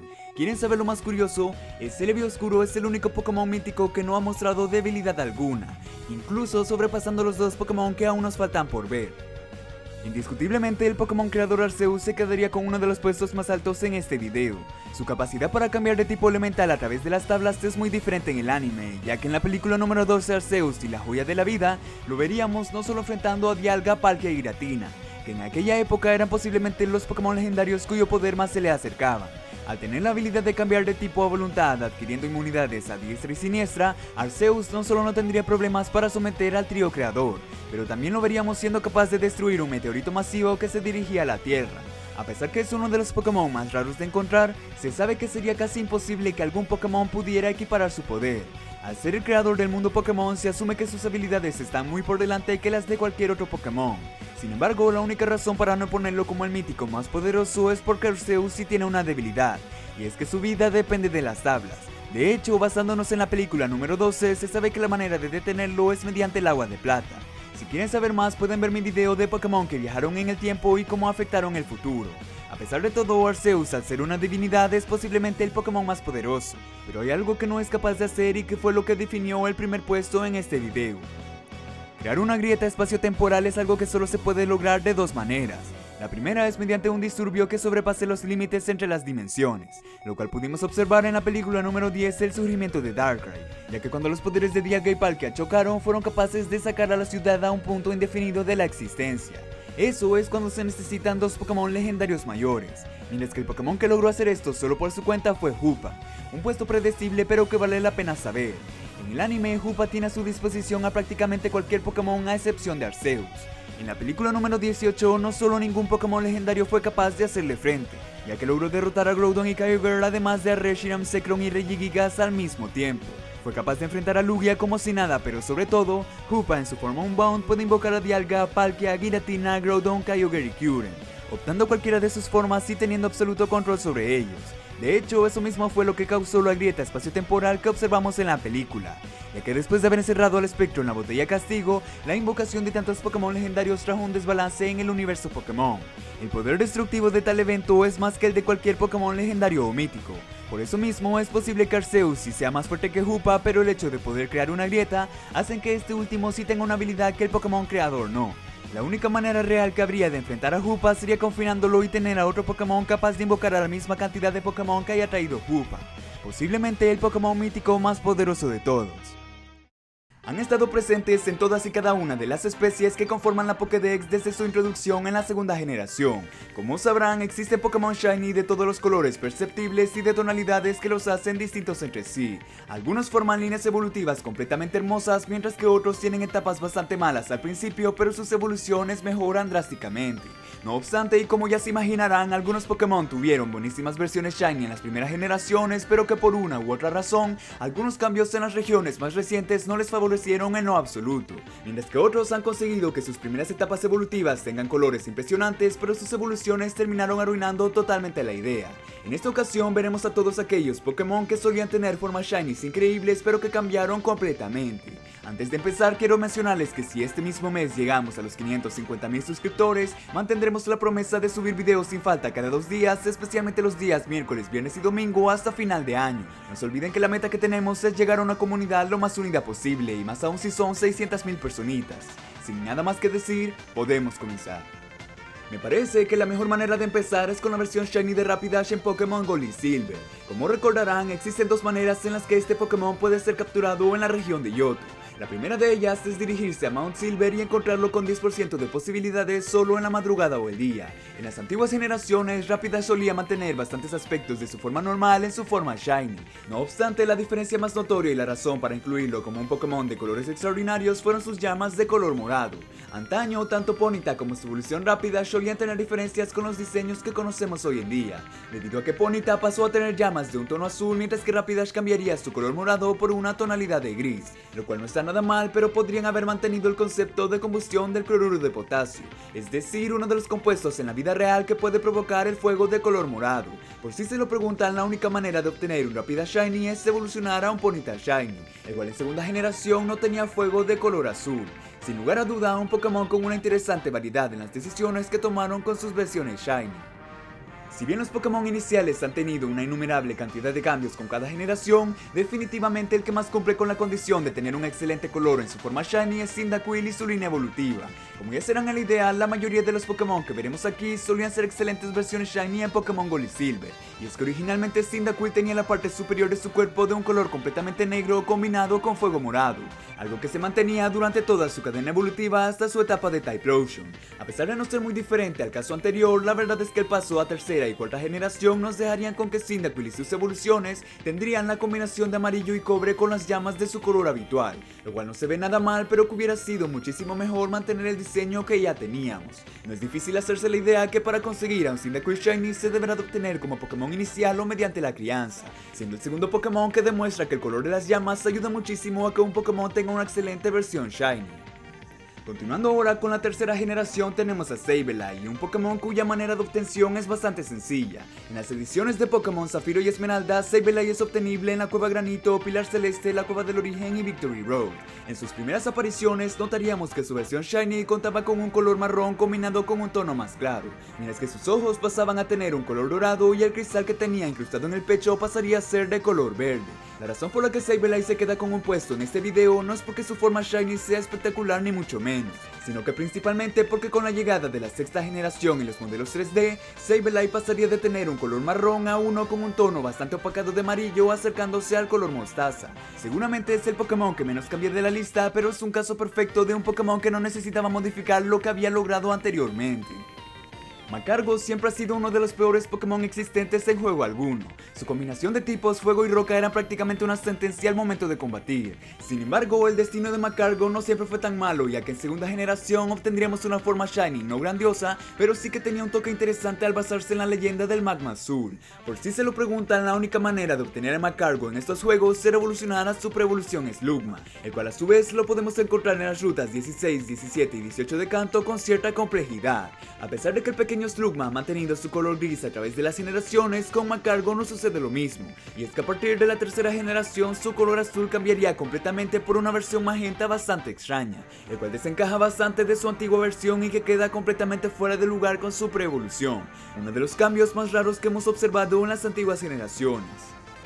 No obstante, ya hemos visto bastantes casos de Pokémon que cambiaron sus formas Shiny y dejaron de ser bastante buenos, por lo que ahora mencionaremos a un Pokémon que ha mantenido casi el mismo color en todas las regiones, pero que fue su evolución la que prácticamente destruyó lo que habían hecho sus etapas anteriores. Como sabrán, Dragonair es un Pokémon especial que antiguamente se podía conseguir en la ruta 45 de Yoto, siendo que un 10% de las veces pescando con la Super Caña nos podríamos encontrar con dicho Pokémon. Tanto Dratini como su evolución Dragonair mantenían en sus versiones Shiny un increíble color morado con tono lila, quedando a la imaginación lo que su etapa evolutiva final Dragonite nos tenía preparados. Por alguna razón que seguramente nadie sabrá, Dragonite en su forma Shiny es de color verde manteniendo el color morado pero en el Dáctilo Patagio. Si bien dicha decisión no me disgusta, podían fácilmente no haber alterado el patrón para mantener una línea evolutiva de color morado, o incluso podrían haber tomado inspiración de Dratini y Dragonair para invertir sus colores y darle una versión Shiny blanca. A pesar de todo, eso no quita que Dragonair ha tenido una excelente forma Shiny desde segunda generación, manteniéndose entre los mejores hasta día de hoy. Alejándonos un poco de las primeras 3 generaciones, tenemos a Drapion, un Pokémon poderoso obtenible en el Gran Pantano cerca de Ciudad Pastoria. Drapion es un caso particular en el que no fue un cambio de color sino un cambio de tonalidad lo que no le hizo nada bien. Muy parecido al caso de Scolipede, Drapion tiene una buenísima versión Shiny que aprovechaba un color rojo cercano al vino con complementos de color ocre, lo cual compartía con su pre-evolución y que dan la impresión de haber aplicado bien el concepto del escorpión. Aún así, la sexta generación y la llegada de los modelos 3D no le vendrían muy bien a Drapion, siendo que mantiene un color no muy distinto al que ya tenía, pero que se ve demasiado pálido como si lo hubieran desteñido. Una extraña decisión, ya que su forma Shiny estaba muy bien anteriormente, pero un caso que aplica para ganarse un puesto en este video. Como ya se imaginarán, Slowpoke es un Pokémon que siempre ha tenido más de lo que salta a la vista.